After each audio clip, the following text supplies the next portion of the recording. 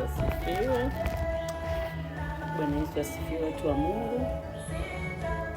Kwanza kabisa napenda kumshukuru Mungu kwa nafasi ya pekee kabisa, kwa kibali, uzima ambao ameendelea kutupendelea sana binafsi.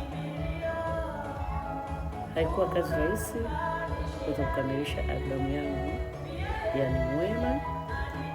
Hii ndoto nilikuwa nayo muda mrefu sana, na hata wimbo wangu wa kwanza ambao nilimbuka, naweza nikasema katika albamu yangu ambao unaitwa Ulimi, niliutunga na nikaurekodi 2016.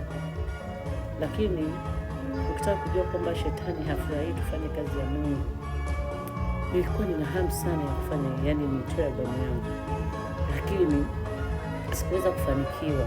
Katika mambo yakiingia mengi, yani kupata tamaa, kuna kazi nisifanye, niache tu niwe naimba kama kawaida, kwa sababu mimi ni mwanakwaya.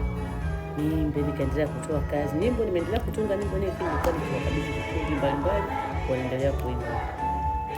Lakini Mungu akasema, huu ndio mwaka niliopanga, huu ndio mwaka wako, mwaka wa kupeleka injili kwa binafsi.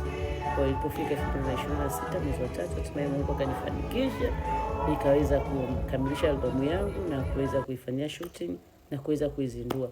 Ninashukuru wapendwa wote ambao mlisimama nami kwa maombi, hamkuchoka, mliendelea kunitia moyo na kuniambia kwamba fanya kazi ya Mungu, fanya, una kitu kwa ajili ya watu.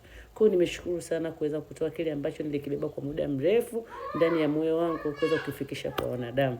Ninaamini kabisa kwa wote ambao wamepata bahati ya kusikiliza nyimbo zangu ambazo ziko nyimbo 7 katika albamu yangu ya kwanza yani Mwema, wamefarijika, kwa sababu nimepokea simu zenu nyingi mkinipongeza, mkisema kwamba kazi nzuri, nisiache, nisirudi nyuma, niendelee kufanya kazi ya Mungu. Ninawashukuru sana, ninawatakia kila la heri, msiache kuendelea kusikiliza kazi zangu nyingine ambazo nitaendelea kutoa, lakini pia tusiache kuombeana. Hii kazi ni ngumu, ni kazi ya Mungu.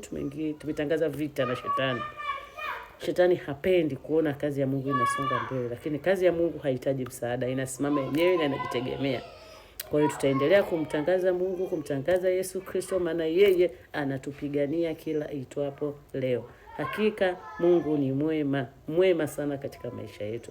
Shout out kwenu wote ambao mmeendelea kunisupport kwa namna moja au nyingine, na ambao mnaendelea kunisupport bado, mmeendelea kuulizia account yangu, mmeendelea kutuma maokoto ili kazi ya Mungu izidi kusonga mbele. Mungu wangu awabariki sana. Sina cha kuwalipa zaidi ya kusema Mungu akutane na nyinyi katika haja zenu.